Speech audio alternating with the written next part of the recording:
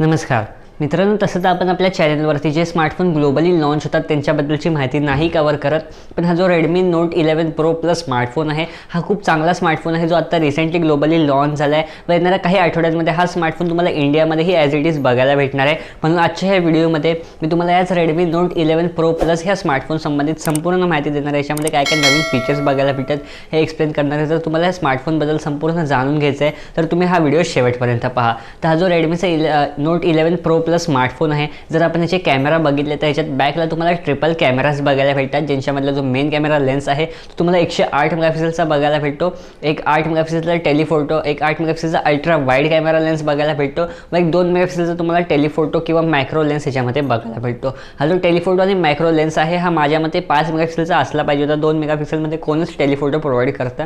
असो, आपल्याला बॅकला जे ट्रिपल कॅमेरा बघायला भेटतो व बॅकची जी कॅमेरा डिझाईन आहे, बॅकचा जो कॅमेरा बंप आहे तो तुम्हाला थोडासा जास्त बघायला भेटतो। डिझाईन जी आहे ती थोडीशी त्यांनी युनिक ठेवण्याचा प्रयत्न केला आहे। जर आपण या स्मार्टफोनचा फ्रंट कॅमेरा बघितला त्यात आपल्याला 16 मेगापिक्सेलचा सेल्फी कॅमेरा बघायला भेटतो। म्हणजे कॅमेराचे फीचर्स आहेत ते तुम्हाला ॲज युजुअल बाकीच्या Xiaomi स्मार्टफोन्समध्ये बघायला भेटतात, तेच सेम तुम्हाला ह्याच्यामध्येही बघायला भेटतात। ह्या स्मार्टफोनचा जर आपण डिस्प्ले बघितला तर ह्यात तुम्हाला 6.67 इंचचा FHD+ HDR10 वाला डिस्प्ले ह्यात बघायला भेटतो, जो एक FHD+ डिस्प्ले आहे। ॲमोलेड नाही आहे हा स्क्रीन, पण याच्यामध्ये तुम्हाला 120 हर्ट्झवाल्या फास्ट रिफ्रेश रेटचाही सपोर्ट बघायला भेटतो। ह्याच्यासोबत ह्याच्या स्क्रीन प्रोटेक्शनसाठी आपल्याला गोरिल्ला ग्लास विक्टस बघायला भेटतं, जे माझ्या मते आत्तापर्यंतचं एक टफेस्ट प्रोटेक्शन आहे कोणत्याही स्मार्टफोनमध्ये। म्हणून तुमचा हा जो स्मार्टफोन आहे हातातनं जर पडला किंवा कुठूनही पडला तुमच्याकडनं तर ह्याला स्मार्टफोनला फुटण्याचे खूप कमी चान्सेस आहेत ह्या गोरिल्ला ग्लास विक्टस सोबत। ह्याच्या व्यतिरिक्त जर ह्या स्मार्टफोनची आपण बॅकची डिझाईन बघितली तर तीही तुम्हाला खूप युनिक डिझाईन बघायला भेटते। ह्या टायमाला काही कलर्स मी तुम्हाला स्क्रीनवरती शो करतोय, तुम्ही बघू शकता की हा स्मार्टफोन कोणत्या कोणत्या कलर्समध्ये आपल्याला बघायला भेटतो। जर आता आपण ह्या स्मार्टफोनची परफॉर्मन्स बघितली, त्याचा प्रोसेसर बघितला तर हा जो स्मार्टफोन आहे हा आपल्याला Qualcommचा स्नॅपड्रॅगन 920 किंवा 910 ह्या प्रोसेसरसोबत बघायला भेटतो, जो एक Qualcommचा नाही MediaTekचा 910 किंवा 920 ह्या प्रोसेसरसोबत बघायला भेटतो। आता रिसेंटली खूप सारे जे स्मार्टफोन आहेत ते Qualcommसोबत लॉन्च होतात म्हणून तोंडात बोलताना Qualcomm येऊन गेला। पण हा जो Redmiचा Note 11 Pro Plus स्मार्टफोन आहे ह्यात तुम्हाला MediaTekचा 910 किंवा 920 हा प्रोसेसर बघायला भेटतो, जो एक 5G प्रोसेसर आहे। व हा जो Redmi Note 11 Pro Plus smartphone आहे हाही तुम्हाला एक 5G स्मार्टफोन बघायला भेटतोय। तर तुम्हाला अजून एक हिंट किंवा लीक म्हणून सांगायचं झालं तर Redmi 11 सिरीजमधले प्रत्येक जे स्मार्टफोन्स लॉन्च होणार आहे ते तुम्हाला 5G स्मार्टफोन्स बघायला भेटणार आहे, असं Redmiने स्वतः कन्फर्मेशन केली आहे। ॲज इट इज ह्या स्मार्टफोनमधला जो प्रोसेसर आहे MediaTekचा तोही तुम्हाला चांगला प्रोसेसर बघायला भेटतो। आपण ह्याला एक मिड रेंज टाईप प्रोसेसर म्हणू शकतो, प्रीमियम मिड रेंजमधला नाही, एक मिड रेंजमधला म्हणजे 20,000च्या आतमधला आपण ह्याला प्रोसेसर म्हणू शकतो। जो बाकीचे जे गेम्स आहेत BGMI वगैरे किंवा PUBG न्यूस्टेड वगैरे एक चांगल्या सेटिंग्सवरती प्ले करतो, तुम्हाला स्मूथ गेम प्ले याच्यात बघायला भेटतो। ओव्हरऑल एक डिसेंट गेम प्ले हा स्मार्टफोन सपोर्ट करतो।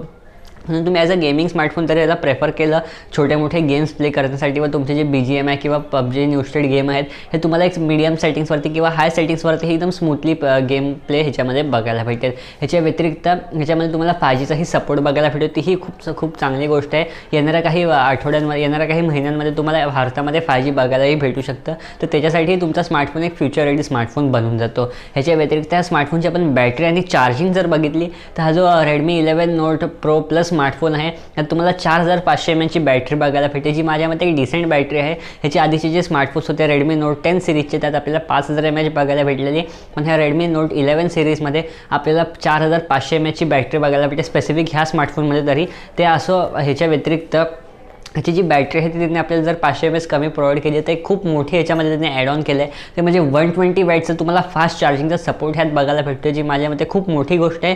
20,000च्या आतमध्ये 18,000पर्यंत 17,000पर्यंत किंवा 16,000पर्यंत एक 120 वॅटची फास्ट चार्जिंग प्रोव्हाइड करणे एक खूप मोठी गोष्ट आहे, पण Redmiने ते करून दाखवले। हा जो Redmi Note 11 Pro Plus smartphone आहे यात तुम्हाला 120 वॅटचा फास्ट चार्जर बघायला भेटतो। कंपनी असं क्लेम करते की तुमचा जो स्मार्टफोन आहे ते 10 ते 15 मिनिटामध्ये फुल चार्ज होतो 100%पर्यंत।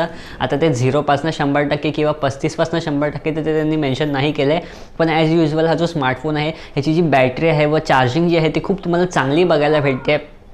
काही यूट्यूबवरती मी जे व्हिडिओज बघितले स्मार्टफोनच्या टेस्टबद्दलचे त्याच्यामध्ये हा जो स्मार्टफोन आहे तो 70 to 90% किंवा 70 to 100% फक्त 5 मिनिटामध्ये किंवा 6 मिनिटामध्ये पोहोचून जातो। तर तुम्ही इमॅजिन करू शकता तुमचा टोटल स्मार्टफोन चार्ज व्हायला किती टाईम लागू शकतो। ओव्हरऑल एक चांगली ह्याच्यामध्ये आपल्याला चार्जिंगची स्पीड बघायला भेटते, जे Redmiने करून दाखवले। आता बघायचं हे की हा जो चार्जर आहे तो आपल्याला इनबॉक्स बघायला भेटतो का बाहेरनं ते चार्जर विकत घ्यायला लावतात।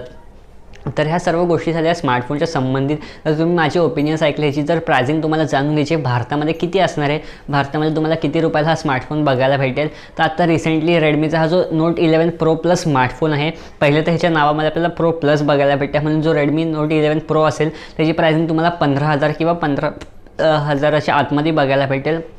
हा जो प्रो प्लस स्मार्टफोन आहे, याची चार्जिंग आपल्याला याची प्राइसिंग आपल्याला नक्कीच 15,000च्या वरती बघायला भेटेल, पण 20,000च्या आतच असेल याचा बेस व्हेरियंट, एवढं मी तुम्हाला खात्रीशीर सांगू शकतो. याच्यामध्ये आपल्याला जे व्हेरियंट आहे ते 6GB 128GB 8GB 128GB आणि आपल्याला एक ह्याच्यामध्ये 12GB वाला व्हेरियंट आहे, सॉरी 6GB 8GB आणि 12GB वाला व्हेरियंट हे बघायला भेटतो आहे कदाचित, किंवा 8GB 256GB वाला व्हेरियंट बघायला भेटतो. मी थोडंसं मिसइंटरप्रिटेट करतो आहे, पण आपल्याला एक 256GB वाला व्हेरियंट हे यात बघायला भेटतो. आणि जे रॅमचे व्हेरियंट आहेत ते 6GB आणि 8GB वाले बघायला भेटतात. जर यांची आपण प्राइसिंग बघितली तर लास्ट प्राइसिंग ह्याची माझ्या मते कदाचित 22-23 हजारापर्यंत जाऊ शकते, पण मी तुम्हाला एवढा फॉर शुअर सांगतो की याची जी स्टार्टिंग प्राइस असेल ती तुम्हाला 20,000च्या आतमध्येच बघायला भेटेल. 20,000च्या आतमध्ये तुम्हाला हे सर्व फीचर्स बघायला भेटतील. जर आपण ह्याचे कॅमेरा वगैरे बघितले आपल्याला डिसेंट बघायला भेटतात, पण ह्याची जी चार्जिंग आहे व याच्यामधला जो प्रोसेसर आहे आपल्याला खूप दमदार बघायला भेटतो आहे. तर तुम्ही जो स्मार्टफोन आहे तो एक गेमिंगसाठी किंवा कॅमेरासाठी व बाकी काही गोष्टींसाठी एक डिसेंट स्मार्टफोन बाय करण्याचा विचार करत आहात 20,000च्या आतमध्ये, तुम्ही नक्कीच या स्मार्टफोनसाठी थांबला पाहिजे. येणाऱ्या काही आठवड्यांमध्ये डिसेंबर महिन्यामध्ये तरी नक्कीच हा स्मार्टफोन लॉन्च होणार आहे.